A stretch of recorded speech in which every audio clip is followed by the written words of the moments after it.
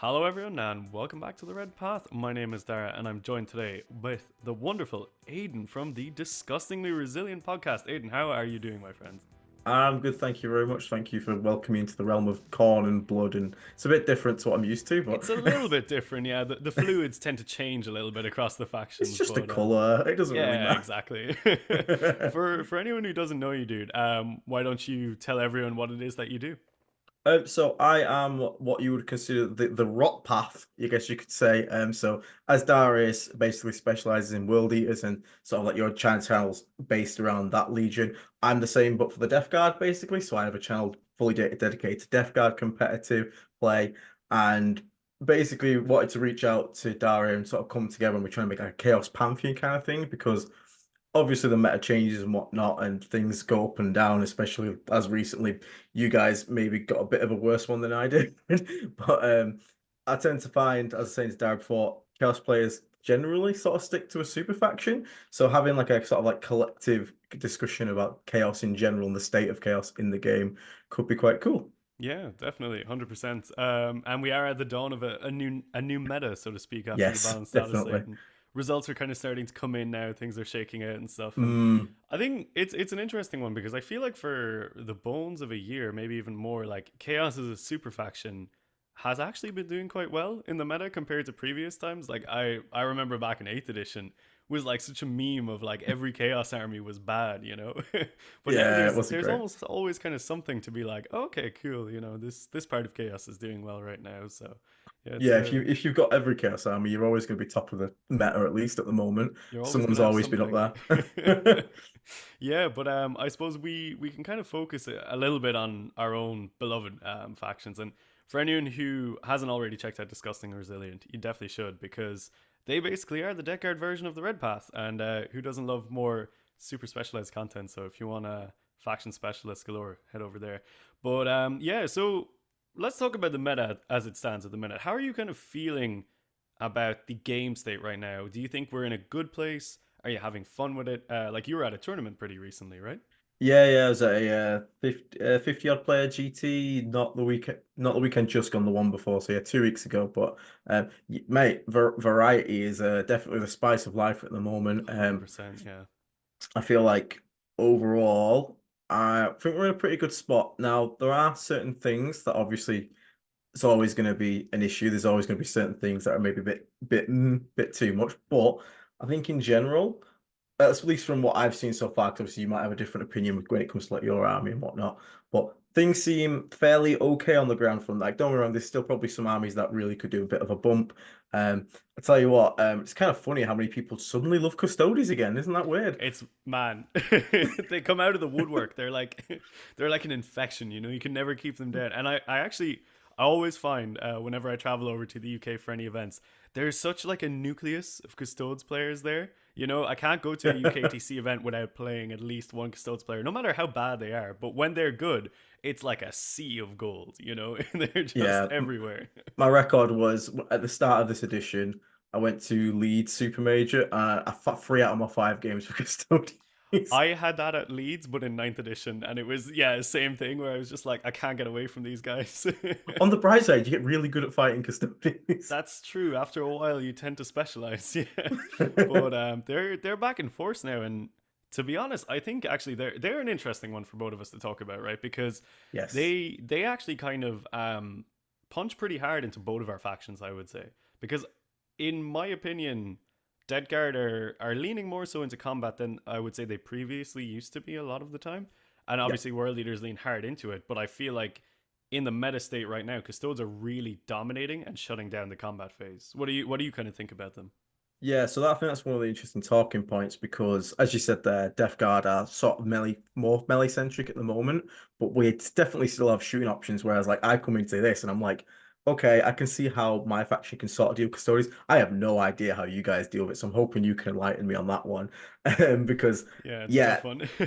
Custodes, even from the day they came out, everyone was saying at the start of the edition, and I don't remember this is when Custodes were, 10-man shield guard squads and all that nonsense. Everyone was like, Custodes single-handedly keep melee out of the game. And in a sense, it's true. They're very anti-melee with their access to basically fights first whenever they want it, -1 damage. They got units -1 to wound, and especially and another one that I wanted to ask you about is like wardens having like a one per phase, one phase only.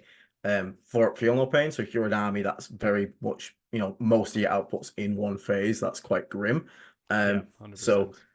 with a lot of custodes kind of coming out of the woodwork right now, it's definitely put us in an interesting space where I think we're looking at maybe some different play styles and different units that are going to have to sort of learn to deal with that. Obviously, you have like Mo, but even then, Mo took a. I love that, by the Took way. a I love bit how of you a call hit, him yeah. Mo. It's so funny. Yeah. It's a good one, yeah. Yeah, he took a bit of a step down, and it kind of couples with the fact that the Custodes Feel No Pain works against dev wounds now as well.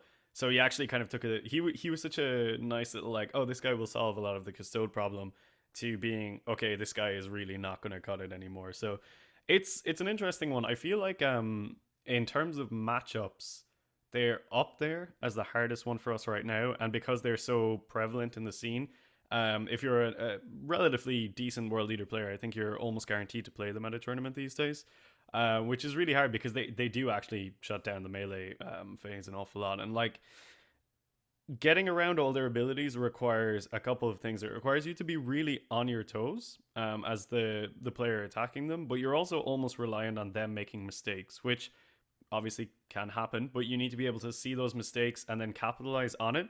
And when you go to capitalize on those mistakes, if it doesn't pay off, you're probably just losing the game. Like straight up, it's a done deal, you know?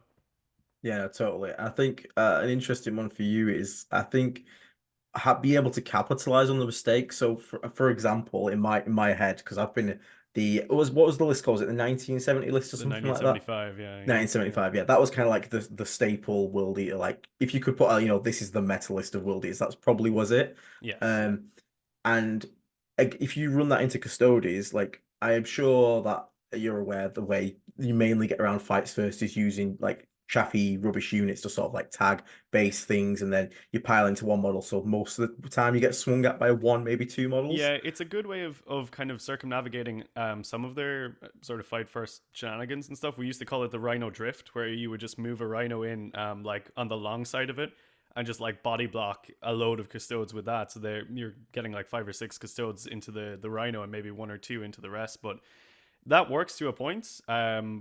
We've actually lost a little bit of that now because the point increases for our army have resulted in a lot of us taking maybe the second Rhino out or the extra Jackal squad, which was really good for that too.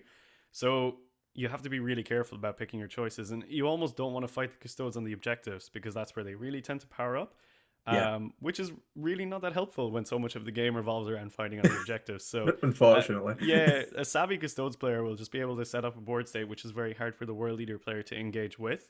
Now, we still have some really good units into them. Like, Angron is something that they really struggle to deal with, first of all. Even the Caladius, they're a little bit swingy. You know, there's only a few shots. If they don't do well, they're going to be exposed, meaning you can pick them up. And he will go into a lot of Custodes units, and if not kill them outright, will damage them enough that the hit back isn't a problem. So that's a good one. What you kind of want to be doing with him is like almost trading into a Custodes unit, picking them up, and then he will die, but hopefully he's going to come back, right? Yeah. But then apart from that, you've got units like Khorne and 10 Berserkers who, just with sheer weight of rerolls and buffs and stuff like that, they can push through a squad. The advantage as well is that we have a +1 to wound stratagem for character, vehicle, and monster units. Oh, nice. Almost every single Custodes unit has a character in it, so Yeah. you can kind of reliably say that they're gonna be able to pop that off. So Khorne and the boys can get work done, and then the Exalted 8 bound. I mean, they're still the best combat unit in the game, so Yeah. they will I they still will laughed the first time I was against World Eaters and he swung in with his excitement. I was like, okay, so they're like what? Because I'm used to all the other melee units in the game. I was like, okay, like what? Strength 9, maybe tops? He was like, nope. we don't have a tops there. Yeah. I was So like, they're ah, yeah, they're wild. And they can give Custodes a run for their money in the sense of like they're actually quite durable as well, especially when you have the buffs up. And one thing that I'm personally playing around with, and I'll be trying it out at the Manchester GT next month, which hey, I'll see you there. hey, that's awesome. Sick. We'll definitely have to catch up.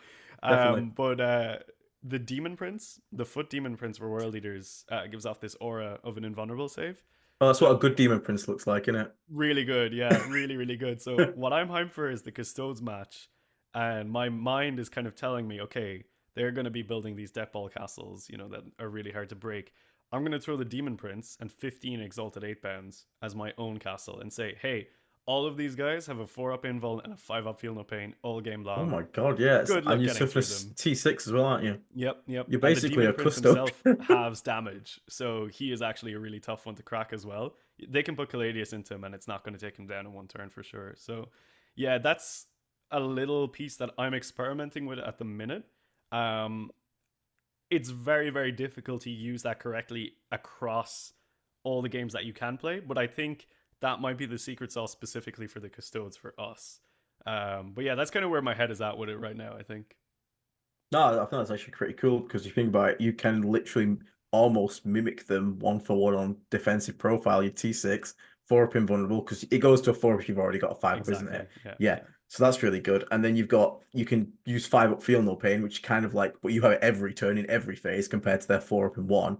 And you have a -1 damage strat in melee as Indeed, well. yeah, it's two CP, but if it's there and it's really good in the custodes match because they are almost across the board damage too. I think the axes are maybe damage 3, but you don't really see them too No, often. they're only AP1, I think, or something like that. It's Yeah, kind of something so you like never that. see them. Yeah, yeah. So generally speaking, that will be my personal answer to the custodes. Although I know a lot of people really don't like the Foot Demon Prince because it's kind of a you take him or you take Angron kind of a thing, and Angron is still a phenomenal unit. But I'm curious to see like kind of what your thoughts are the Death Guard facing into an army like that because does it cause a lot of problems or can your like ignoring modifiers kind of thing sort of get around it a lot of the time?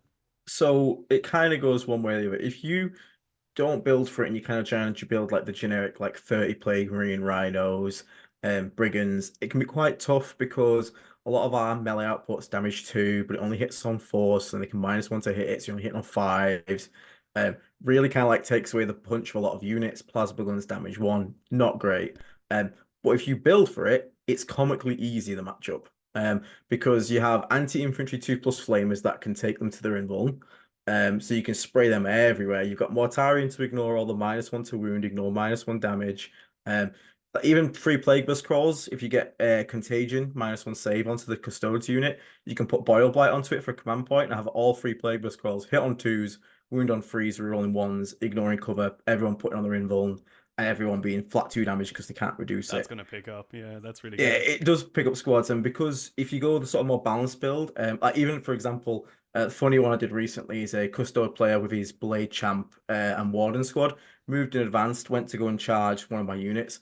Rapid Ingress Death Shroud behind him. I was like, you still want to do that charge? Because if you want to, you can enjoy 8d6 anti-infantry 4+ flamers with full rerolls to wound Yeah, at AP1 he goes cover. I've felt And those guys before. They're so good, so yeah, and so good. then he's like, I kind of use my feel no pain. I was like, yep, but it's only the charge phase and it won't last into the fight phase. Yep. So you can actually make it kind of comically easy. And like, I don't know if you've ever looked at Predators. Again, asking a worldie to look at a gun is probably like heresy. Yeah, we've touched on them. They're actually, I would say, surprisingly popular, to be honest, for world leaders. As like, you know, you've got two gun platforms in the army, the Forge Fiend and the Predator.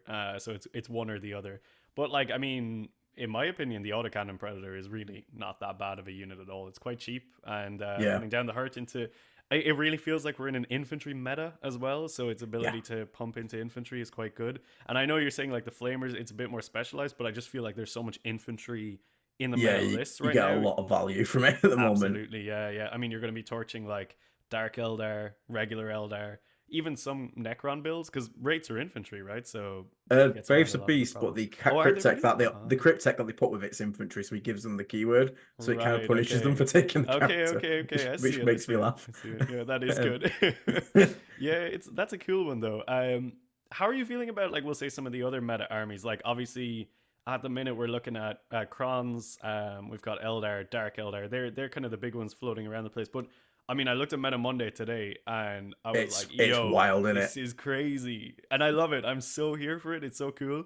But it kind of does make planning around what you're going to be bringing to an event a little bit more difficult. But yeah, Yeah, it's just it's just a fantastic, bit isn't because it? I sat there making a list before trying to get on for the Manchester GT, and I'm like, okay, this one fixes this, this, and this, but doesn't fix this, this, and this, and I'm like, this is what it feels like to have to make choices.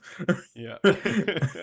But yeah, it's Yeah. definitely interesting. I think Necron's probably the second main talking point for like Absolutely. meta monster. And I think Necrons are an interesting one because one hand we can deal with Catan because we have more Tyrants to ignore the half damage, and we can actually kill Catans quite okay with that. But I think the biggest problem that we have that isn't necessarily something you'll have is Hypercrypt, because if I drop in Death Shroud somewhere, for example, even if I make the charge, kill one unit, if everything that's near them teleports away, that Death Shroud's doing nothing for the rest of the game. Whereas you as World Eaters, you just like chuck on that advance and charge mega go button, and then you're off like 18 inches that way, charging somewhere else. Yep. Yeah, yeah. It's a surprisingly green light matchup for world leaders, I would say, because I mean the speed is the big thing, right? Most of the armies are hypercrypt. You see Canoptic around the place as well, but hypercrypt is what you're going to see, I think, a lot of the time, Yeah. and they're really relying on being able to do their pick them up and put them down abilities and not be caught by those. Obviously, we have the speed to kind of really challenge that. But also, it's like the plethora of damage one abilities across our entire army. You know, you've got like things like Berserkers, which will go into a Catan. If they've got Khorne in the squad, they're probably taking him out with +1 to wound just because I will drown you in damage one, you know, and Yeah. that's kind of how you have to push through the Catan. And Mo is still pretty decent into Catan. Like before, he was almost guarantee one shotting them. So you know Mo, does Mm-hmm. his is his damage from the Berserker Glaive counted as a modifier? So that would be two It damage still against the Catan. Sorry, was it three damage? it's 3 damage, yeah. So UKTC rules that it would still apply afterwards. So like basically that it's not countered by the Catan. So it's a super great area. Nice. And it's kind of a hard one to have that kind of conversation with your opponent and just say like, hey, look, this is how it's going to be. Now, to be fair, I was at the Coventry GT and I played one of the Team Iceland guys, and he was actually bringing, I think it was 6 Catan in that list. And Ugh. this was before the balanced status slate, so the man was ahead of the curve, and he was just like straight away like, nope, yeah, I understand if this works, that is still going to destroy my Catan, and it did. So he's still really good because, especially if there's like, you know, the Catan that want to get into combat, he's got fight first, so he's going to have to come to them. Yeah. They'll get to hit him, you know, blah blah blah. He's not too bad. And then it's just the damage one across the board. It's going to sweep through things. And an Exalted 8 bound brick is the perfect counter for the Wraith brick. It will just harvest them, no problems. You know, it's like, it almost feels like there's a unit for every one of their units in our book to counter it. So I would be a little bit less stressed about the Necrons. If I saw something like 3 monoliths, okay, I'm in trouble because they're quite hard to crack from my army. But if I also see 3 monoliths, I'm like, all right, the board presence isn't going to be something I have to worry about too much. You It's know, like, sorry one of guys, my we're going to play the mission this game. yeah, it's gonna be fine. One of my friends likened it today to it's like Imperial Knights but without any of the problems because they've got guys to do the objective work and the knights can teleport. And I'm like, yeah, that's pretty much exactly it. Yeah, that's true. So yeah, I don't feel too bad about that one. I think all in all for the world leaders. See, I think we sort of swap on this one. I think I'm more comfortable with Custodes, but definitely more uncomfortable with the Necrons because, like you said, the teleporting is an issue. Catan, I'm not too worried about. Um, Canoptic Core is a weird one. I can because I could do certain combos to get the Wraiths to only hit on sixes. Killing them back is a bit of an issue. I don't really have a blender answer unit. The flamer brick can hurt it, but it still can't one shot it. I imagine like 6 8 bound with all the buffs up cracking into a Wraith brick just blends the entire thing probably. It's a beautiful thing. Yeah, it's a really beautiful thing. They put them down quite quickly. Yeah, they're people just don't understand. I mean, it literally, as you said, the first time that they played into you, you're like, wait, strength 15, like you know, It's so grim. they are wild. Yeah, they're super good. Now they are one of those units where they're so painfully expensive that if you misplay them and lose them early in the game, you are in so much How many trouble. points are they now for free exalted? They are. Ooh, is it 180 for three? I think they're, or What? maybe 160. They're really expensive. Yeah. Every time you lose one model, you're like, oh my god, that was like, you know, half of a transport a lot of Yeah, the that's time. mad. Yeah, they're really expensive. But I mean, like, they have it all. They've got your ability, they've got speed, and they've got combat output. Like they should be Yeah. extremely expensive. And they have the ability to lock guys in combat with no fallback aura, which is really powerful for some of the Necron stuff because they can't teleport from Hypercrypt if you're stuck in combat. And Necrons also have low leadership across the board. So most of the time they fail it because it's not a battle shock test; it's leadership, so they can't Yeah. re-roll it, and it's just like cool, Can't good overpass luck, it. Yeah, so that's quite nice. So you can actually like Um, grab someone and hold on to them. That's yeah. quite nice. So if you tie up a unit in the Necron army, or multiple units, because it's an aura, it's not like who they're locked up with; it spreads out from them. So if you can kind of use that, have a turn where you trap 2 or 3 units, you can shut down an entire game. And it's the same for Eldar, which is a tough matchup as well. You know, their leadership is pretty good, but if you have a turn where you trap a couple of things, you have so much agency then in your next turn, provided they make it through. So that's like the thing I would say for most world leader players to be looking out for is like set you really have to work for it, and it's not just into these meta armies. It's kind of like the state at the minute, and a lot of us are talking about it where every single game for world leaders right now it's like 5D chess because it's so punishing if you make a single mistake. Yeah. So you have to be switched on for the whole event, which if you're going to a tournament, 5 games at like maximum brain power is quite draining, you know. Yeah, it's quite funny. I always see people be like, "Oh, World Eater's just running at you," and I'm like, "If the World Eater player is just running at you, it's not a good World Eater player." 100%, yeah. Like, don't worry, there are matchups where maybe that is the right play, where it's just like, I don't know if against Tau, you just like before they get going, you just like, yep, you put your crisis suits in reserves. I'm gonna go and just kill everything you've got on the board before they drop down. But in like most games, like if I'm against a World Eater player, it's always funny. It's like, okay, is angry in my deployment turn one? Yes. Okay, I'm probably going to win this game. Have they actually staged units? Yes. Crap, this is going to be hard. Yeah, 100%. And on the UKTC layout, it's so easy to stage. You know, there's Yeah. almost like a lovely little rune facing into each objective, and I'm like, okay, Yeah. cool.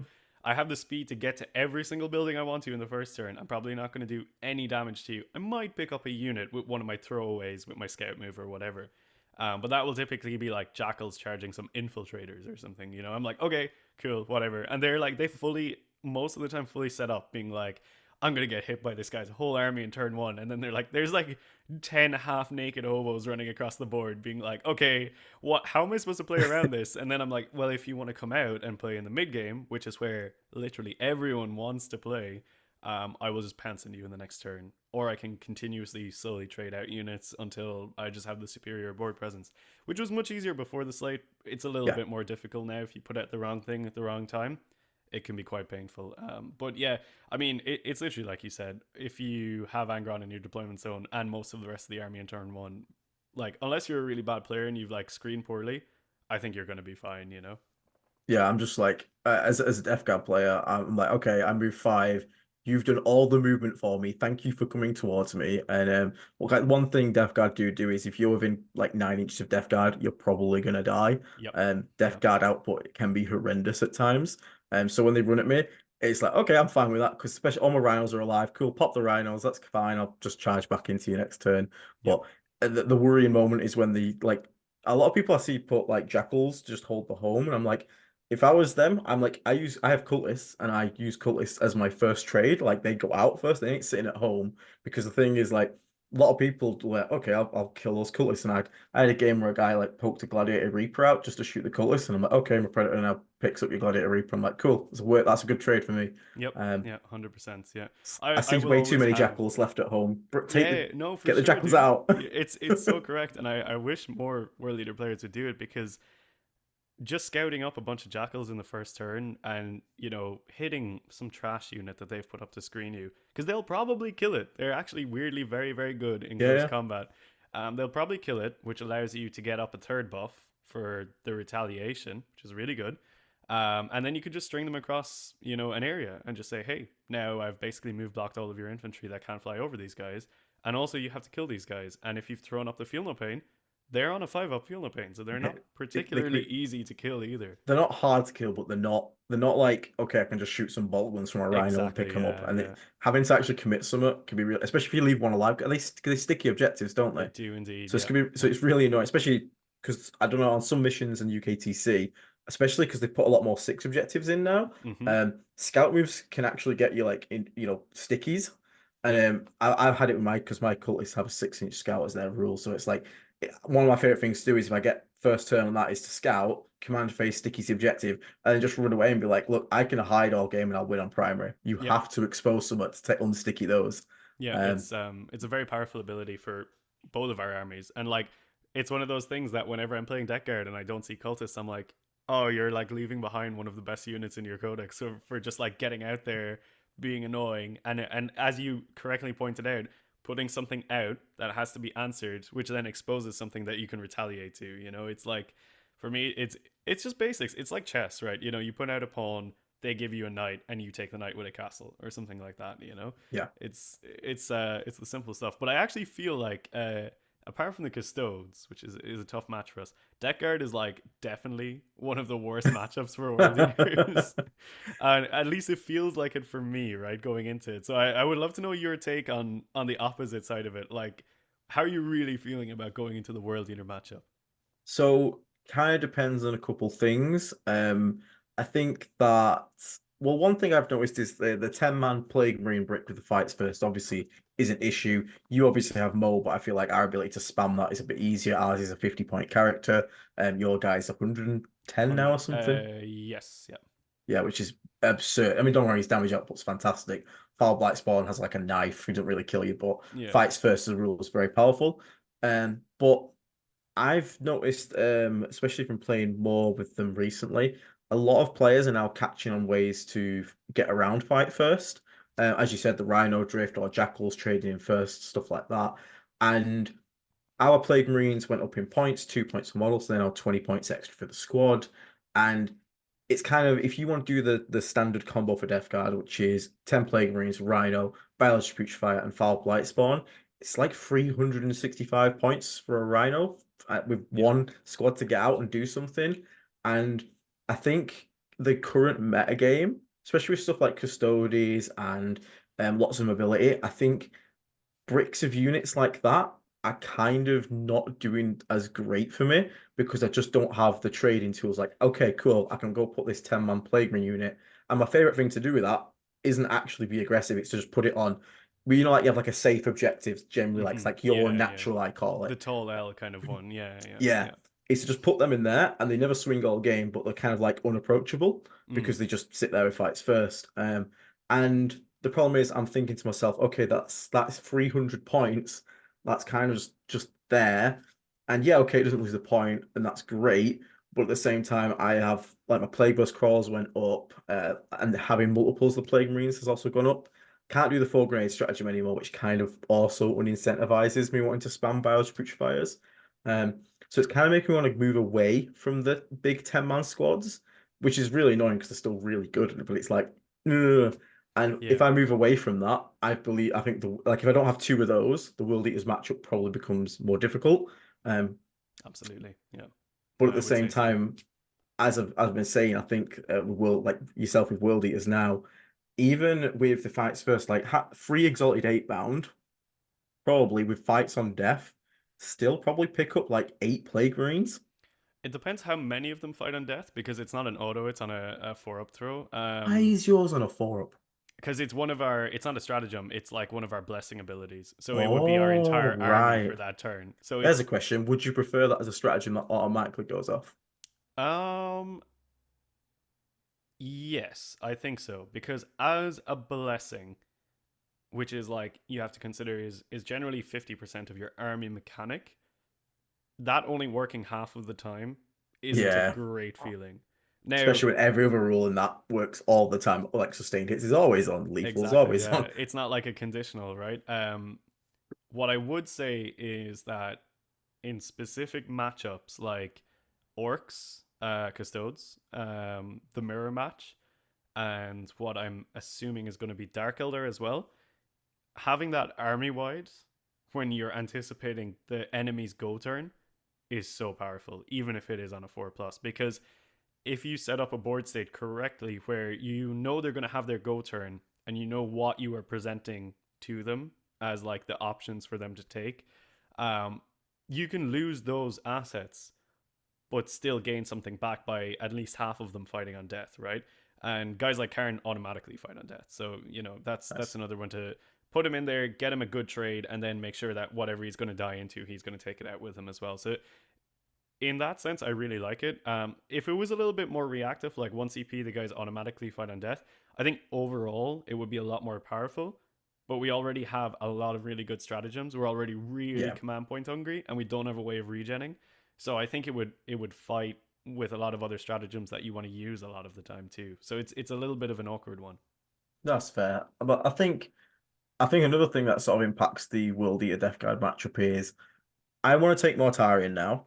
Um, and Angron for you has kind of gone the opposite. It's kind of less of an auto take now. It's less of an auto take, but I would say that the vast majority of armies are still going to take him. It Yeah, is the army is built and costed around assuming that you are bringing Angron, so it's almost like a requirement, and he solves an awful lot of the problems that the army has. You know, the ability to take out massively high toughness targets, yeah, ability to sponge damage, etc., etc. So he's still incredibly efficient, and the balance status they didn't really directly nerf him. So he's still contending as quite a cheap Primarch for what he does. And at the end of the day, if he comes back to life, you're still playing with nearly two yeah. and a half thousand points, which is just It's so crazy. crazy powerful. I hate that mechanic so much, but it's just so powerful, you know. Yeah, I can imagine that. It's one of those. It's like feels good for you, maybe feels bad for your opponent, but It it's always feels bad for someone, right? Because if you don't get him back, it feels bad for you because you're like, yeah. oh, did I kind of like pay for the resurrection? And then if you bring him back, your opponent's like, oh, I gotta kill him again. You know, like the last deck guard player that I played in the UKTC it was at the LVO and he literally Angron resurrected in turn 4. He was like the only model in the game and won me the game, and I'm just like, okay, how can that ever feel good for the deck guard player? You know, it's like they were literally on the cusp of tabling me. Then this guy comes back and just dominates the remainder of their force. I'm like, that is like such a poor game state to ever exist, you know. And if he didn't come back, I was losing that game. And then I'm like, oh, if he came back, I would have won and all this stuff, you know. So it, and that was the only time he came back for the entire LVO, so or LGT. So that was pretty rough. Swings and roundabouts, mate. Exactly right. Yeah. So I would much prefer he went to like a more standardized thing of like the change that I would love to see is you give up 2 of your blessings of Khorne dice for the rest of the game and then he resurrects. Oh, So then okay, you that'd be say you interesting. start at 8, you go down to 6, then you go down to Yes. 4 if you want to bring him back another time. So at a certain point, you start by losing reliability for everything, and then at a certain point, you're like, okay, cool, I'm only getting 1 buff a turn now. So do I really want to bring him back again? Or you could Yeah. make it 3 dice if you wanted to make it really expensive or whatever. But it's consistent. Your opponent knows that it's probably going to happen. You know that it's probably going to happen, and then both of you can play around that fact. Yeah, I think one of the interesting things is at the moment, a lot of people think it's actually a blessing, but it's not a blessing to bring it back. It's Angron's actual rule. Exactly. So So you it's a still get force. your blessings and Angron comes He back. does hoover out the dice Oh, does he from at least the suck out? yeah, Okay, he right. takes them out of the pool, but you can still throw up 2 blessings for sure. Yeah. Yeah, that's interesting. Because like one of the things is like with Morty for us, Morty was kind of out of the game for a bit, especially when they ruled his aura of ignores modifiers to be the weaker version. Hmm. Now games which have clarified it, which makes us want to bring Morty back in because it's a great answer to Catan Custodes. But I think the Mortarion being there makes us a lot worse into World Eaters because before with World Eaters, your units are very expensive. Ours are probably undercosted, I'll be honest with you. Like 120 for free Death Shroud compared to like what you said, 160 for free 8 bound is kind of nuts. Yep. And those 2 units will kill each other if they connect. Yep. So what we could actually do versus Wildy is literally just out efficiency here. So it'd be like, yeah, I can trade 5 Plague Marines. You have to clear it with even 5 Berserkers because 5 Berserkers was like 110 to our 80 or something it was. Yeah. Yeah. Um, For sure. so you could just kind of out efficiency him in that. Now with Morty being there, and Morty obviously sucking up a lot of points, and Morty himself, his aura is fantastic and his buffing's fantastic. But Morty's not Angron in combat. No, he's so bad. Morty's not even Magnus in combat. Morty's barely even like 3 exalted 8 bound in combat. Dude, I literally, mate, I was that GT I went to, the one game I lost, Helbrecht and 5 Sword Brethren charged into a Plague Marine squad. I was like, okay, I'm gonna heroic him with Morty, and but basically Morty goes in. I'm like, okay, so I have to kill because I fought first with the Plague Marines. He did tag the heavy weapons, so they didn't get into what the good Helbrecht squad. But okay, killed one of the Sword Brethren. So I'm like, okay, so so I killed 2 of the Sword Brethren. There's 3 Sword Brethren alive. I'm like, okay. Marty, if he kills the Sword Brethren, because I'm only based with 1 Sword Brethren, I can consolidate to get into Helbrecht, but also so my base will get onto an objective. It's his turn. We're playing Sites of Power as well, so it'll be 6. Oh It'll be, yeah. Thankfully. 3 objective plus empowered by character because Mortarion's on it. I was like, okay, cool. This is going to be, I get to kill the Sword Brethren for free, and I get to then score primary. It's like, cool. So 5 attacks, 4 ones to hit. Nice. Nothing you Cool. can do about it as well. Nothing was like, Yeah. Cool. And then just to add the extra thing, Helbrecht did his mortal wounds and did 6 mortal wounds to Morty. I feel everything, Lovely, feel the pain. I was like, lovely. okay, all right, that's cool. So like next turn, we'll pick him up. Shot a pistol into them, missed the pistol shot, went into melee again, killed 2 sword brethren, and still failed the rest. Five Somehow. attacks is just so bad. Yeah, he's like, I look at his profile and I'm like, are they like 100% sure that this is a Primarch? Because he is like solo statted. But I mean, his buffs are really good, like you Yeah. said. But I mean, you don't really want to be taking a Primarch centerpiece model just for the buffs. You know, you want him to be able to bardy in combat as well, especially into the matchups. Like, I mean, if he was good in combat, it'd be phenomenal for Custodes. It'd be such a perfect answer to like the oppressive Custodes combat, is if Morty was actually doing something. And it's kind of why Angron is almost like one of the best answers to Custodes, because you can just throw him at some of those bricks and he will just power through them, you Yeah, know? you just obliterate them. And Yeah, one good thing Morty can do is Morty can't kill Custodes, but what he can do if you combine him with like a malignant playcaster, who I'm now starting to I think is way underrated. Because he that character can give an enemy unit -1 to wound, and because of Morty's T12, he can actually be requiring 6s to wound from wardens. So I don't mm, care that they hit him on. I can make him -weapon skill and give them -1 to hit, so they're hitting on 4s, wounded on 6s, and Morty can keep a brick there all game pretty much. yeah, Unless it's that Trajan. is good. We don't go near Trajan because he No, would no, know. that guy is no, he's bad. Unless I have Mo, in which case I'm like, cool, I'll just precision the shit out of him and then he's gone. um, Mo is the most hilarious thing I've ever faced against. I'm like, so there's Angron, Demon Primarch of Khorne, pretty scary, I won't lie. Exalted 8 bound, pretty scary. But that guy, some dude, yeah, just some dude with an axe going around.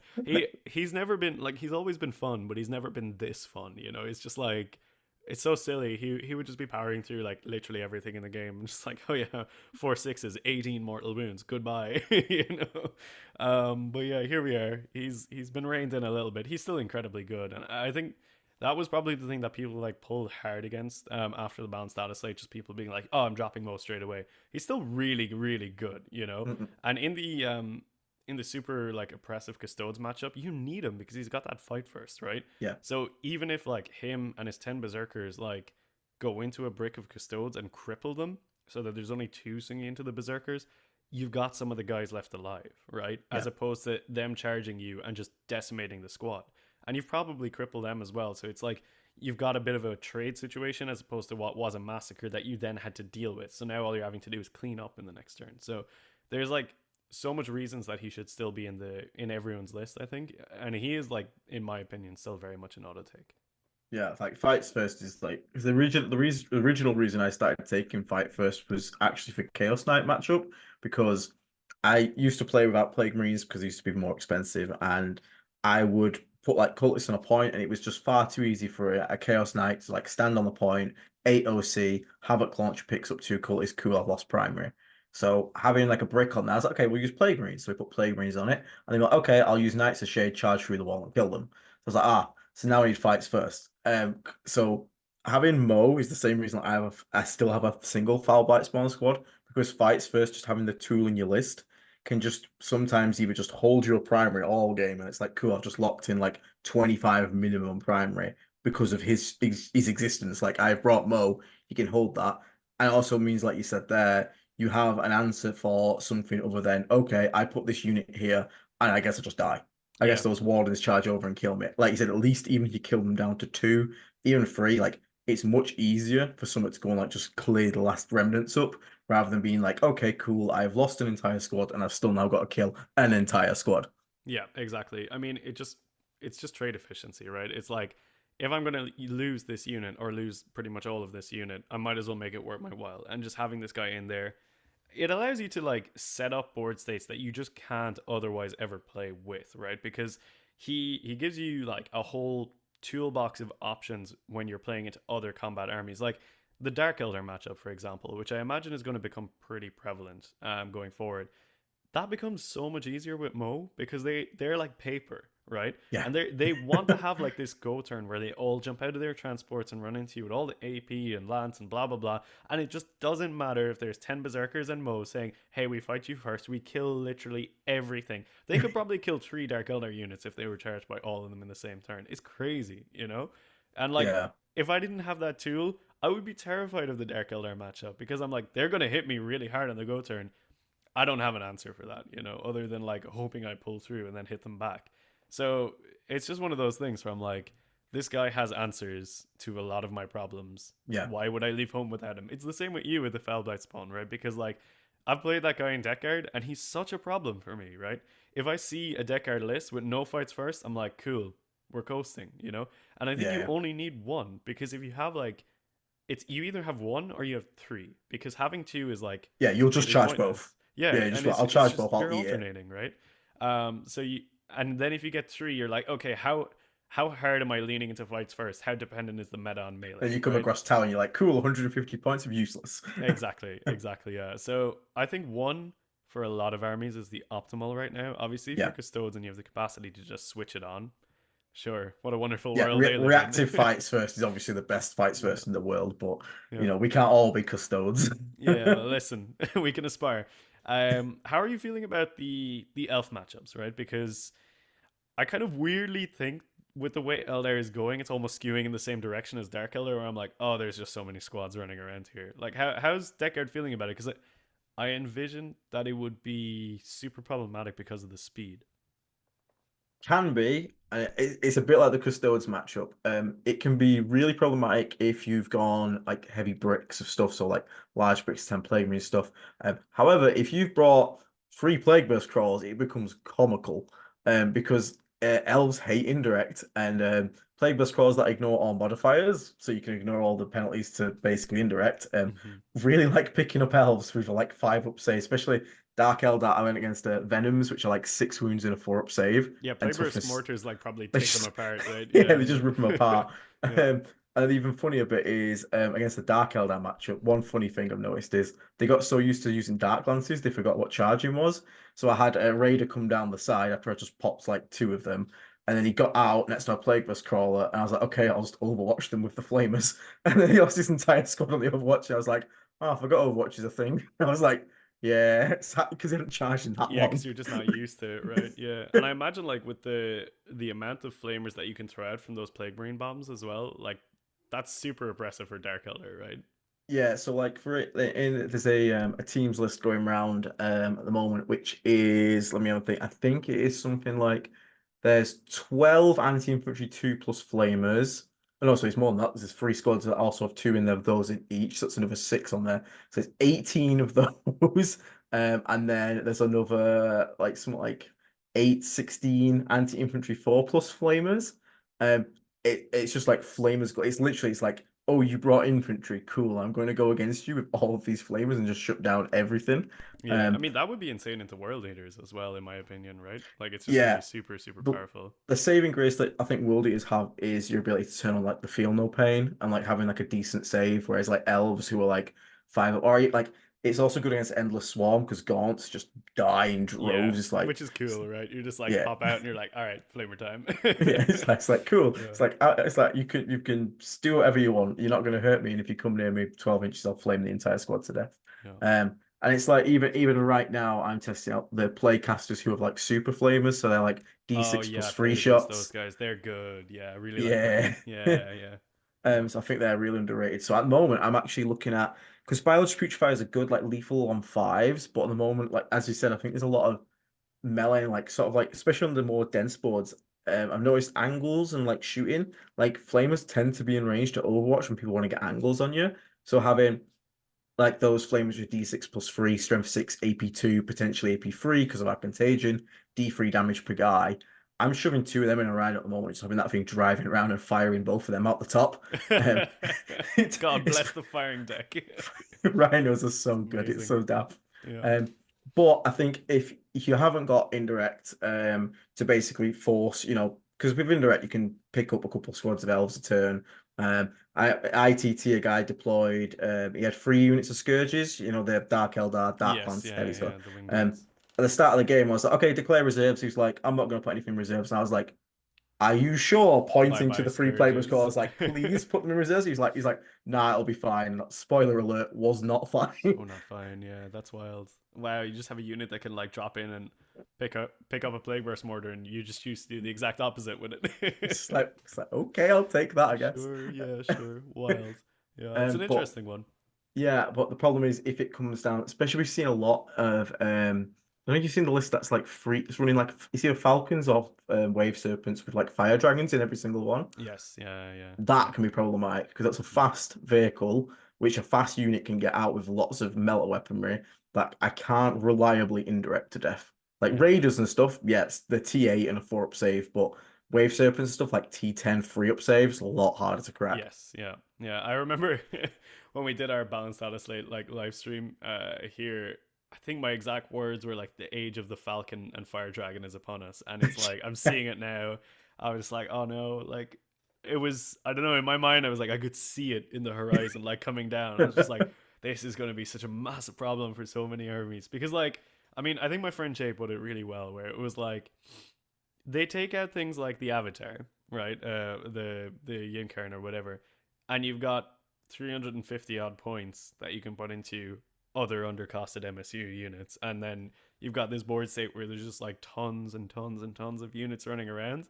Like I actually played a variant of that list at Coventry. It was one of the Glasshammer guys was playing it, and I was just like, this is way more stressful to deal with than the triple Yeah. spinner kind of vibe because you don't and both of our armies have this problem, right? Because we were super focused on like brick units and stuff like that. You don't have the resources to go wide and pick up units efficiently because you're looking at 5-man units that are all typically coming in at around 100 points, if not even less, and you're trying to put like 200-300 point units into them while they just have Yeah. dozens more other small units dumping fire into them, and because of their speed they can just surround you. And in my mind that's where the deck guard would struggle, but obviously if you've got the mortars to just be picking up those units, you're Well, in a this is the whole better thing. place. A lot of people were sort of like, as you were talking about the master of executions, when he went up in every, you had a lot of World Eater players just being like, well, that's Mo out of the list. A lot Playbase Crawls went up to 180, and a lot of people in Death Guard are like, well, that's PBC's out of the list. And I'm like, no, because the problem is you run into these matchups with units that you can't physically catch. And even if you do catch them, great, you've got now a 4-inch moving Terminator brick that's stuck in a corner because it dropped down to kill 90 points of elves. Yeah, Whereas the indirect's just like, okay, I can still play the mission, I can still play primary, don't have to overextend, and I'm still picking up, you know, 1, 2, or against Dark Eldar, 3 units a turn, because let's be yeah. honest, poor Dark Eldar still die. Cool detachment they got though, really cool. It's Glad to really see him cool. doing Yeah, well, but yeah. you are still made of paper. Yeah, well, I mean, on that, it really is rock paper scissors at the minute, right? Because Yeah. those Dark Eldar, they make shit of like some armies in the game, but then they run Yeah. into something like I feel like either of our two factions, and I'm like, well, uh, if I play with a bucket on my head, I still probably come out on top of this game because, yeah, I'm like, sure, you got Lance and all the AP or whatever. I'm like, well, I've got like a 4-up invuln across the board and feel no pain. Don't really care about most of your stuff, and I'm going to clap you back so hard. Yeah, and they run into like guard who are just like, men, prepare the mortars. Yeah, exactly, right. It's But like, then I feel like they play pretty well into Krons because they can just move around them quite quickly, and they have the speed to catch the hypercrypt. And I yeah. would also fancy them into the Craft World matchup because I'm kind of like, if they push super hard really early into the Craft Worlders, it doesn't allow them the capacity to spread out, and they can also match all the Craft World small units with their own ones. So it kind of comes out. It's a really interesting one. So yeah, it's kind of fun. I don't really think there's like something in my mind that really rises to the top. Necrons push it, but I don't think they like really get there. Because they still have a lot of bad matchups. Yeah, I think this is one of the most interesting things about the current game. I don't think we actually have like a boogeyman that's so omnipresent and dominating. Like I think Custodes kind of gets inflated because the amount of people that Custodes it's a really easy army to get into. It's a Yeah. quick army to paint up. Don't need many models. A lot of people just own it by default because they were like, hey, I fancy something different. I've bought 20 models. Cool, I've got a 2K point army. It's So also like I hate to say it. It's like it's a very easy army to play. It's so right, okay, forgiving. I'm gonna go off on this. Okay. All right, I go off. I I can't tell you how many times Custodes players think they are the biggest brain in the room because they're like, oh, I have to play the game with 20 models. And I'm like, Mm. mate, you stand on 3 primary objectives and just don't die. That is your entire game plan. And then they sit there like, yeah, but it's really hard. And I've only got so many models. And you're like, you fight first, you're -1 damage, 4 feel no pain, -1 to wound. If it It takes drives me 10 of mad. my models to kill one of yours, it doesn't matter that you only have 20 models because I don't have 200. Yeah, and then there's always that, I call it the custodians effect, where there'll be one moment in the game where you're like, cool, take 18 4-ups, and they're like, there's 18 4-ups. Yep. And you're just like, it's the most frustrating feeling in the world. And they sit there like, tactical play. I'm like, mate, you Yeah, rolled four literally. ups. It's like, man, you really went out of your way for that one. But I mean, it is like just by extent an easier army to play because you've got so much less management to do, Yeah. and the resources that you have are so reliable in what they do, and Hmm. so consistent as well, right? So it's like, okay, cool. If you want to get into the game, especially if you want to get into the competitive game, I would straight up be like, if you don't care about what army to play Custodes because they are so easy to Yeah. learn really important facets of the competitive game, like positioning where you need to be, how to deal with combat and all that kind of stuff. And then when you're ready for a challenge, you can move on to something maybe a little bit more like skill intensive because, like, I don't really think they're like, yeah, sure, you get to the really high tables. Obviously, every army is going to become skill intensive at that point. But like, if you're Oh, like, I maybe want free to rave go, nights. That was a thing. yeah, maybe that one was a little bit not so hard. But like, if you want to go like 2-3 at like your first few tournaments, I would be like, yeah, custodes, and then Yeah, like you want to start hitting 3-2s, like stick with them. But I have seen upon occasion a rare sight in the wild, like a custodes player who is just so good at the game, like hit me, and I'm just like, oh no, this is so bad. Like, yeah. I remember there was like a guy who I played at like Coventry in ninth edition, and he had like I think 20 custode jet bikes, and I was just like, I don't know what to do. This is the weirdest custodes army I've ever like played against, and I was tabled at the bottom of turn one. I was just like, yep, fair enough, cool, see you later. So Fucking it's hell. really scary when you play a good one, but yeah, for the most part, I think they're a troubling army, and like you said, they're super prevalent at the minute. I'm basically going into every single tournament anticipating minimum one Custodes matchup because they hover in that like mid-table gatekeeper army where it's like, do you want to breach the top cut? You got to get through me, which is where world leaders are a lot of the time. So I'm like, oh, so we're fighting each other now to get to that top cut. And also, I feel like where I also see a lot of deckard players, Yes. you Yeah. know? I think you, especially like we're gonna see. I think you can guarantee you're gonna face a Custodes, and you can probably guarantee Necron. Mm-hmm. Most times, but Necrons, especially Death Guard as well. I think because they were box starter armies for the last two editions, you're gonna see them naturally be more popular than they probably are. There's always Yeah, a lot of Death Guard 100%. players. There's always a lot of Necron players at the moment. And I do think you have to. So when we say, design a list, I think even though we mentioned like the Dark Eldar potentially becoming quite strong, quite good. The Dark Eldar players are quite rare. So Yeah, would yeah, I skew my list to a certain way to deal with them? Probably not. It's like Admech, everyone dumps on Admech. And like, don't get me wrong, the book has problems, but there are some powerful builds in there. And I totally get you don't want to go out and buy 18 chickens. Totally get it. But that does actually exist. And if you run into it, good luck. It's like running into the 20 custodies jetbacks. You're like, I have no idea what's going on. yeah. And the guy's probably going to beat you because he's played against your armies a million times. Yeah, he's got Um, that like sort of unknown factor, like the unknown variable just comes up and you're like, what the hell am I gonna do? It's like GSC. Most people are like, I've never played this army before because it's like, yeah, it's hard to collect, it's expensive to collect, yeah. kind of hard to play as well. I mean, I don't know. I feel like that's one of the more overinflated opinions as well of like GSC being like the hardest army in the game that ever exists. I'm like, Well, is it that hard if your entire army's in drop pods, basically? turns out when your entire army's in drop pods, and especially before nerf, when you have really hard hitting units that can trade and then come back to life, and the Yep, opponent doesn't, that's pretty good. yep. And it turns out it doesn't require much brain to go, you go there, kill that, die, then come back to life. I win. Yeah, yeah, for sure. It's like it's one of those things where everyone wants their army to be like super technical to play because then they can be like, I am really good at the game and stuff. And it's like, Yeah. man, a lot of the time I'm like so ready to be like, yo, I need my world leaders to carry my ass through this game because I am not there right now, and I'm so ready to admit that. Mate, sometimes I'm just like, okay, I'm gonna do this very tactical play called indirect you off the board, Mm, and it's very skillful. I'm gonna sit behind this wall where you can't interact with me, and I'm gonna shoot at you, yep. and you can't do anything. It's not. It's like that's Yep. it's an interesting discussion that like how do you feel about indirect in general? Because like even as someone who enjoys triple PVC, I am sick of indirect. I'm just tired of it. It's not fun.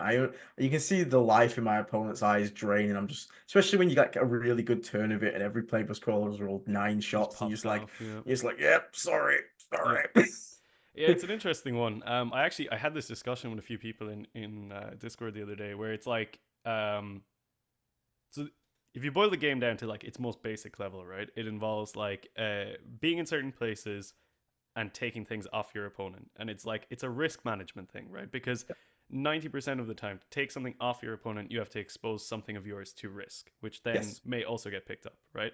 But you have indirect, which is a unit that suffers small penalties for completely canceling out the risk of exposing themselves. And a lot of the time, the penalties are is what's supposed to hold indirect back, right? It's supposed to be like, okay, this mitigates the fact that they will never have to risk themselves unless something has gone disastrously wrong to take some of my opponent's pieces out of the game, which is an extremely powerful ability. It's why flyers were so good in ninth edition and 8th edition, Yeah. because they could be wherever they want. They were incredibly hard to interact with, and they would just go and get things done. Indirect is the same. When indirect is very, very good, it is the only thing you see because you Yeah. have a unit which doesn't have any risk other than other indirect being able to pick up a variety of pieces across the board. It's infinite free value basically Exactly. because Yeah. you never, like you say, you never trade anything. And then the thing that bewilders me and still bewilders me to this day is they're like, okay, here is indirect. This is the penalty to indirect. Oh, here's heavy. Yeah. I'm Yeah. like, what? I'm like, so the penalty's -1 to hit, but then you give me another ability that gives me +1 to hit if I stay still. But indirect makes me want to just stay still. Exactly. It kind of bewilder like if the rule for indirect was like you can't benefit from any other rule or any other bonus to hit, and it was like you will take this -1, they will get cover regardless of anything else. It's a bit better, but the problem is they've slapped like I take Morty so I can ignore the modifiers. So I'm just shooting at normal. Like the only Yep. difference is you get cover, but And most of let's them be have honest. heavy, so it's just like, okay, cool. And a lot of them Yeah. ignore cover, so it's just It's like, like it's like okay. cool. So we're Yeah, just I think letting them shoot you. it's a really weird one, right? Because I think a lot of the time, well, okay, maybe not necessarily a lot of the time, but some of the time, GW make rule decisions and rule tweaks, which they do in order to cater for the desire of the player rather than the balance of the game. And I Yeah. think indirect is like one of those because they know armies like guard, which like really rely heavily on it. It's like part of their vibe, right?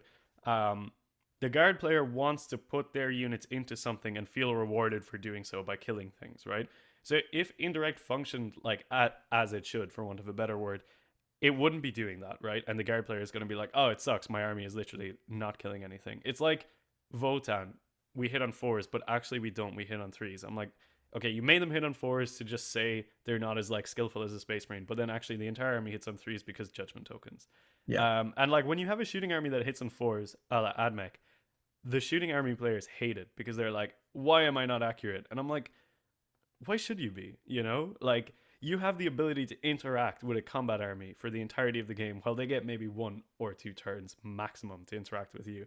You shouldn't be really consistent. And I think indirect is kind of one of those things where they're like, we made it good so people feel good when they use it, but when it's too good, it's like all you see, right? I mean, like we've gone through many metas. One of the worst, in my opinion, was like the orc one with all the buggies that just Oh like God, the speed indirected. art just like tabled you turn one. It was crazy. Yeah. Yeah, it was It that was was it was bad. really crazy, and it they're just a problem unit, and I hate to say it because I hate to like remove types of units from the game because they effectively remove flyers from the game mostly apart from the Stormhaven, but whatever. Um, Indirect doesn't really have a place in my opinion in like the competitive environment as it No. currently is and as it has been before. It has like consistently been either so good it's oppressive or so bad no one ever takes it. And at the minute it's okay. You have like plague bursts, which are like not the worst thing in the world unless they really pop off. You've got things like some Imperial Guard artillery, which is like, okay, this is painful, but I can manage it. But then we also had night spinners, right? Which were Yeah. literally one of the scariest indirect units that ever existed. It's just always a problem. And I don't really have a solution in my opinion, which I'm like, that's fair for both of the players. Yeah, and the thing is, the game is best, and it's another reason I'm not a personally huge fan of Dev Wounds because I think the game is best when an interaction requires both players. So I have wounded you, take your saves because you have the like I know it sounds daft, but the rolling of dice is kind of the fun part. Like Yeah. so when It's I say to agency, you, right? It's like it's giving yeah, players agency when it's not their actual turn. And as much as I rag on about melee being maybe down powered too much this edition, I don't think it's as bad as maybe we thought at first. But the fact that a lot of melee weapons are AP2, when I actually get into combat, I'm actually like, okay, you know what? The fact I get 5 up saves rather than like ninth edition where it's like, oh, you're dead. It's Yeah, like yeah, it feels good to be able to roll saves, especially when you got power armor, because it's like you should be able to take saves. It's nice to have saves. yeah. It should be And relevant. Yeah, yeah, absolutely. and the worst feeling in the world is just having those one-side interactions. And the night spinners were the worst case example because not only was it an indirect, so I shoot you without exposing anything, I have super consistency because I've got fate dice if I want it, I've got free reroll on both hit and wound, I've got twin linked built into it, I can like guide it and all sorts of nonsense. And it's like, and it's also got dev wounds. So if I roll sixes to wound, you don't even get a save, you just take the damage. And then worst case scenario, okay, I haven't wounded anything somehow, even with Twin Link. Let's say this some magic has happened. They're like, okay, you're still -2 to move and you can't advance. Yeah, So it's like, okay, cool. So regardless of what happens, you're shutting down my ability to play the game, and you just dealt damage to me for free on top of that. yeah. It's it's a tough unit, especially as world leaders. Seeing three of those, I'm just like, oh, I'm in massive danger Hope you because brought they just rhinos. lock you down. Yeah, yeah. It's a very tough one. It's a pain point for a lot of people. I think in the game in general. You know, it's just it's a very very difficult unit to do correctly, I think. And I mean, they sort of took flares out of the game, which were the other unit that were really problematic. So I don't know. I mean, you can never really tell people they can't bring their toys to an event, No, I but never you want know, to get to a point like so. I don't like knights in the game personally. mm, It's just a personal thing, but at no point would I ever advocate for knights to be removed from the game because people have got collections of knights. People love yeah, knights, as me and you love Death Guard and World Eaters respectively. There's people out there that probably do this for the knights, and the idea of someone coming along and being like, okay, World Eaters no longer exist. Bye, yeah, like that would suck really big, especially like Death Guard for myself. yeah, So I don't want that to happen, but I think, like you said, for the sake of a competitive game, I don't think things like indirect are ever. Because you said that either you nerf them into uselessness, in which case, why do they exist anyway? Or they're too strong and then they kind of like dominate the game and just have bad play experiences. So there's never a point you get indirect to be happy medium. yeah. Um, I don't think and it's like crazy far away from there now, like where we are yeah, right now. There's like problem units, but indirect isn't like such a huge, yeah. overwhelming problem, right? So I don't know. It's getting closer, but I still feel like it's got a ways to go because the problem units are still really problematic right now. See, another topic just to quickly top on. Actually, I wanted to know how you guys feel about this as World Eater players, because as Death Guard, it's one of my concerns as going forward in the edition. And we've seen a lot of books come out, Mm, and a lot of books tend to have a, shall we say, like scout movement kind of theme detachment. And as you were saying before, like I feel like shooting armies have like the ability to interact with us for all 5 turns from 48 inches away. We have to get within 12. Not only do we have to get within 12, then we have to roll 2d6 and hope it's enough.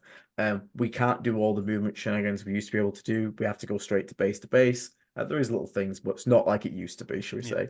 yeah, And maybe you get that 1 turn, you kill whatever you're in combat with, and then you'll probably get traded on. So you kind of got to make your points from 1 turn. So my concern is, as we're going forward, we've seen a lot of good attachments getting stuff like reactionary movements when you get close. How do you feel about that as world eaters? Because I'll tell you right now, as Death Guard, it's really annoying to have to slog across the entire board, finally make it, and then basically be forced to stay outside of 9 because if they reactive move, I'll never catch them. yeah, And it's like to go through all the shooting, go through, weathering all the firepower to finally get within their words range to make a charge and being like, okay, if you come within 9, I'm going to move. So I'm like, cool. So I have to make a 9-inch charge. yeah, It For me, it's like, man, that's a rough feeling. And as world eaters, obviously, you have the ability to probably get that distance. So like maybe you could finish 3 inches away. So even with a reactionary move, it's still like an 8 or a 7-inch charge. But for Death Guard, I'll tell you what, mate, that is a death sentence when someone moves D6 away, especially when I'm on move 4. yeah. I 100% see that because the biggest answer the world leaders have to it is exactly as you said, is just getting so close that it's like even if you move 6 inches away, it's probably a 7 inch charge. You know, um, it's still really tough. it's so tough to play around that. Like the first exposure I was kind of having to it was Grey Knights very early in the edition, which could Yeah, reactively jump up, and now we're seeing that come up more and more and more again. The pick them up, put them down sort of vibe is reoccurring in multiple different factions now. We've seen things like Vanguard Space Marines have tons of reactive movement and stuff. And as like a rule mechanic itself, I really enjoy it because I like anything that gives you interesting types of agency outside of your turn. So yeah, the best one for me is like the Blood Surge from the Khorne Berserkers. You kill them, they move yes, towards you, right? It's a really really cool mechanic. You can do some fantastic plays with it. It's a sort of like easy to learn, very hard to master kind of a thing, which I'm all about.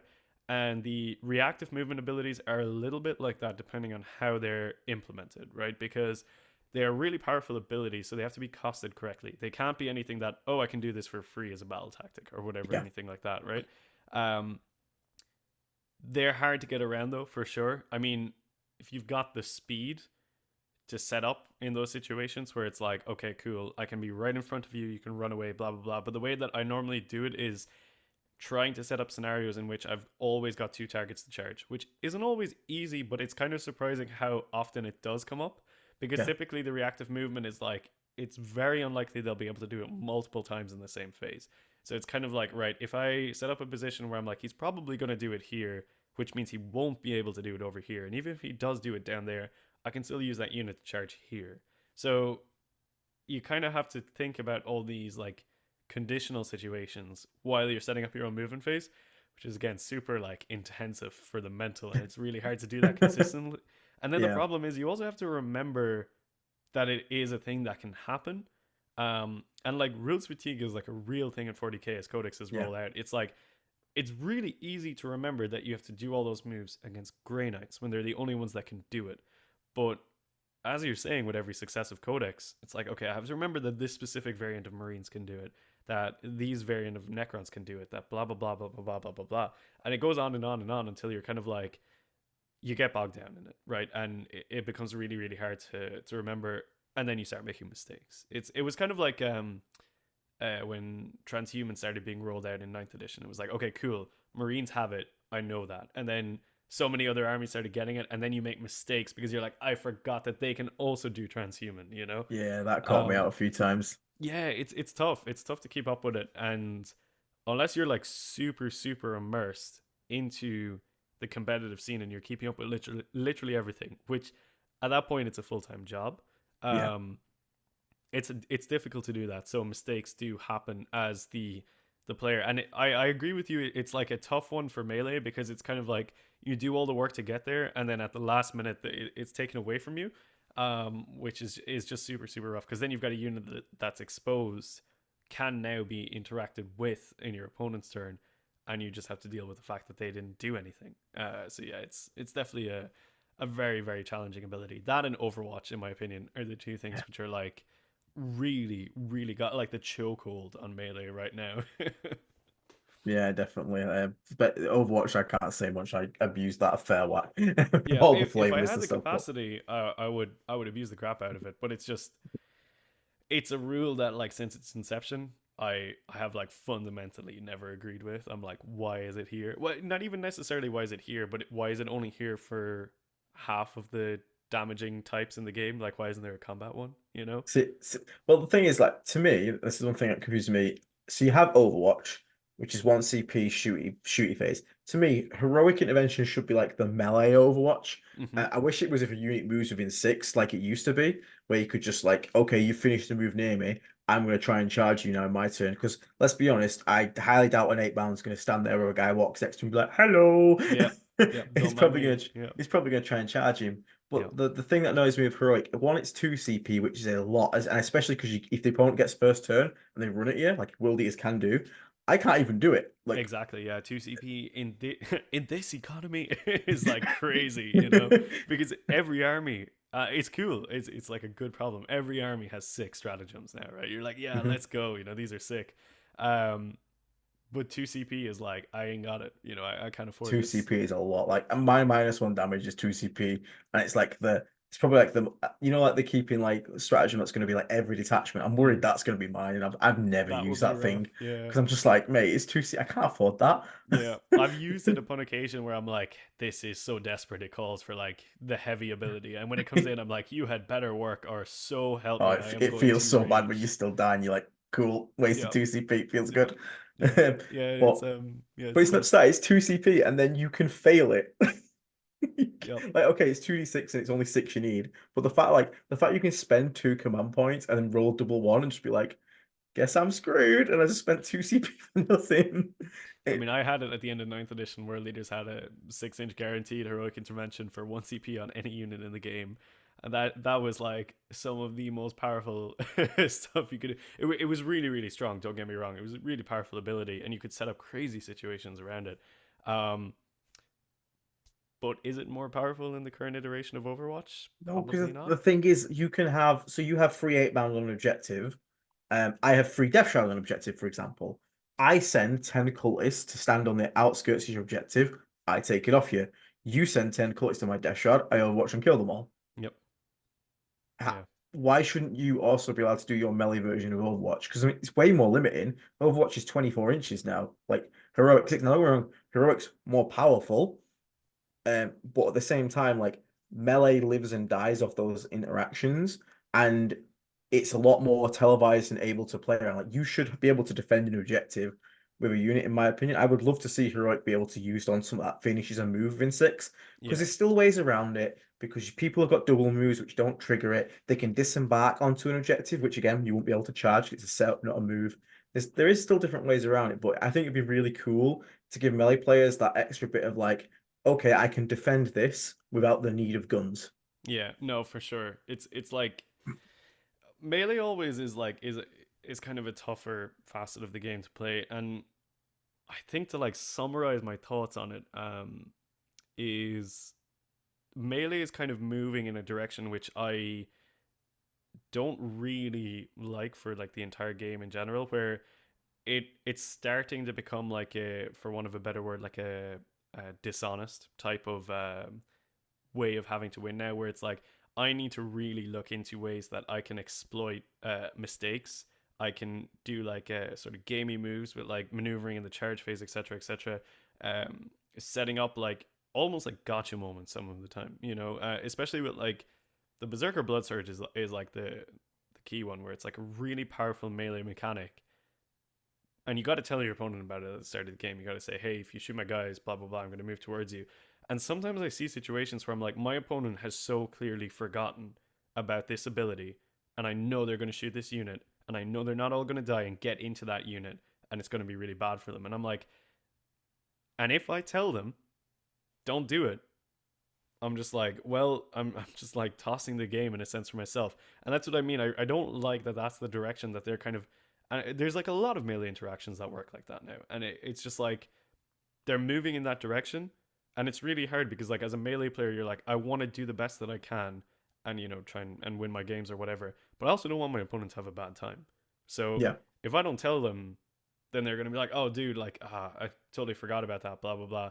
But if I do tell them, they're just going to be like, cool, I'll turn this other unit, which is far away, and definitely going to kill them in one go on them instead. And I'm like, well, okay, this is the sword that I'm going to fall on, I guess. And I'm not a fan of the fact that melee is moving in that direction, because I feel like at the end of ninth edition, it was very much not that. It was kind of like, I'm doing some cool melee stuff. You know what it's about. It's going to be good. And 10th edition, it's been a struggle, I think, so far for the melee.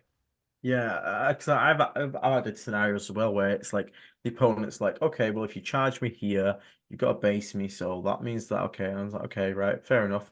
And then it comes to your charge phase, and he said that he's thinking that in his head. So he's like, okay. Then you charge, and then like you move the back models first to move block the front models so they Yep. can't base, so then they're free to go and tag the tank that they thought was untaggable. And it feels like I'm still getting the same results as what I could before, but I'm having to jump through weird hoops to make Way it happen. and more hoops as well. And it's just like, you didn't stop me. And this is kind of like the thing with like good melee players in general. They'll find a way. There's always a way. And I'm like, you're not gonna stop us. So just stop trying, because it's like it's a form of skill expression to really master the melee to like get to that point anyway. And like, let's face it, I don't think there's ever really been a situation since I started playing the game competitively that melee was a problem to the level of some of the most meta armies in the game, like Iron Yeah, Hands, Eldar, blah blah blah. you You just know, blast you off the table. it's just never happened. Like the best melee's ever been in my living memory has been when World Leaders were really, really good towards the end of ninth edition, and even then they won like 5 GTs in the Yeah. entire span of it. Because the thing is, people are like, okay, but we didn't like the fact that you could charge a unit and string out onto an objective. And I'm like, I get your point, but at the same time, understand I'm giving up output to do that.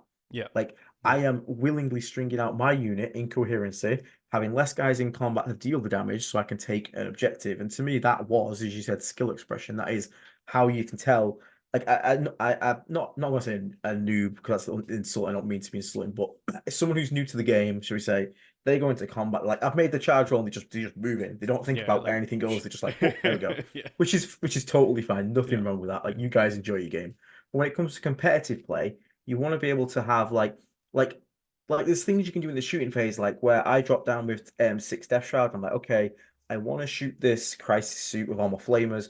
I don't want to get Overwatch. So what I'm actually going to do is I'm going to position them so that only one guy can see my unit, but all 6 of my guys can see the one guy. So if you want to Overwatch, you can only shoot back. You can only shoot one guy, so you're probably not going to do it. yeah. So And that's like cool position, because it's like it's skill expression, right? You know, and you're setting something up which is like I got to do this right.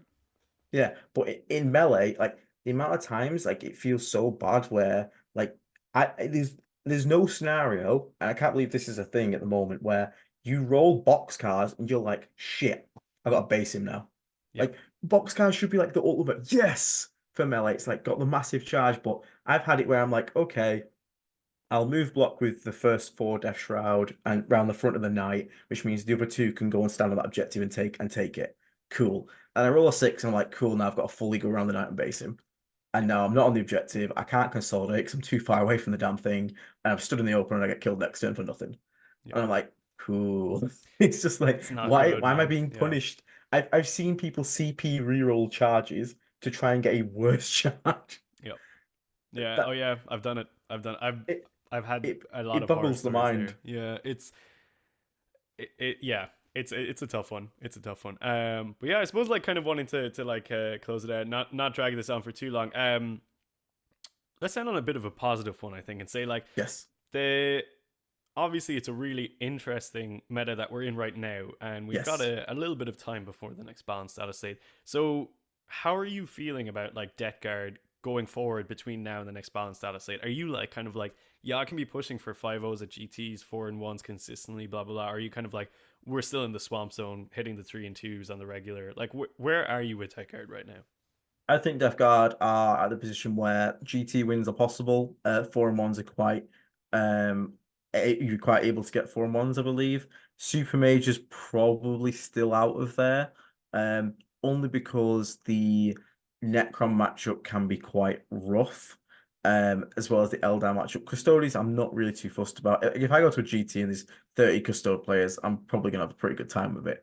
But the problem is the Necrons, and there's lots of Necrons at the moment, especially Hypercrypt, as we said, the hyper mobile armies are kind of the thing keeping Death Guard down at the moment, I'd say. Um, but I reckon overall, if you're a Death Guard player at the moment, I think you can be quite happy.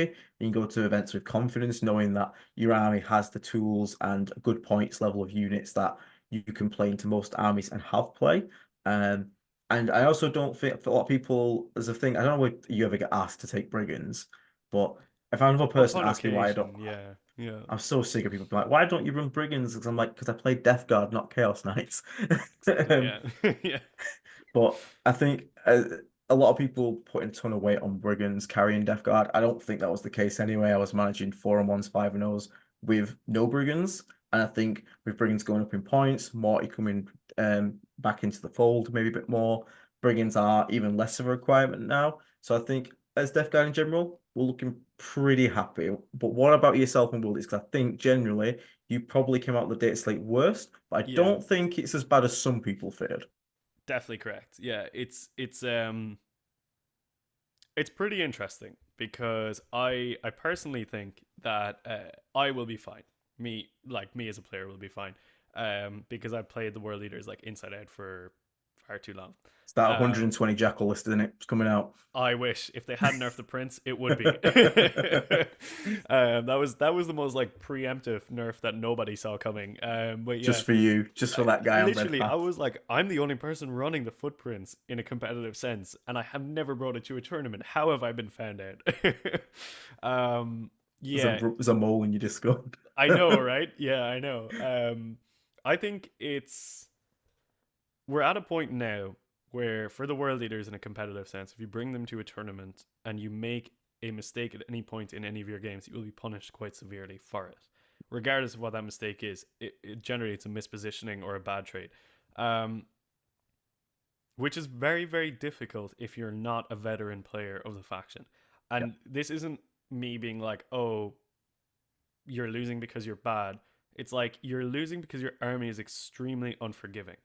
And yeah, that's not you being bad. That is just you being punished, maybe disproportionately for a mistake which didn't deserve to be punished that hard. It's like the army has a much smaller footprint than it used to on the board. There's like a lot less units that you're trying to manage, which is like good in some ways, but it means that you can't efficiently trade and you have to really micromanage what you have correctly. Like every unit has to be doing multiple things, which is extremely hard for somebody who's trying to get into the competitive scene to master because they'll typically think in like a one frame mindset of like, this unit will go here and kill this unit. They're not like saying, well, actually, I'll also need them to absorb firepower from this unit in the next turn and stand on this point so that I'm making sure I'm getting these primaries and these secondaries. It's like the cognitive load is really high right now, and I think yeah, that's what's actually keeping our win rate down. I think world leaders are more than capable in the right hands of being really, really good. Again, I reckon winning GTs, 4-1 on the regular, all that good stuff is well within the reach of a really good player in world leaders. But the army is hard right now. Like it is like yeah. pretty hard mode, and that's fine. Like if you want to if you're at a point in the game where you're like, I want to get really good at the combat phase, now is a really good time to like hard focus on world leaders because you will be punished severely for not being good. I think Yeah, I think ironically the Unga Bunga army is one of the most cerebral ones at the moment. it can be, Which is yeah, yeah, it can be. I, I totally get what you mean. I think people really underestimate the brain drain of having to think about all these interactions because you just don't get free trades, etc. And I think that's one thing that World Eater players probably going to have to adapt to more is more of a less of the reliance on the whole rush down play style. Because I don't think, like I said, I think if you try the rush down and it goes wrong and it doesn't, the stars don't align, you don't pick up the units you need to, I think you're probably going to get tabled in record time because your points cost are just really high at the moment. Yeah, for Um, sure, for sure. Yeah, so I think you really got to think smart. Like I think even against I think the Custodes matchup is such an interesting one to watch because I think it's stacked against you. Custodes are popular. So it they're probably gonna be is. like your Yeah, one loss, yeah. but I think a good worldly player can beat it. But If the player skill is on the world leader player's side in terms of like they're just better than their opponent, they can take that game. But if it's on the flip, I would struggle to see how they would.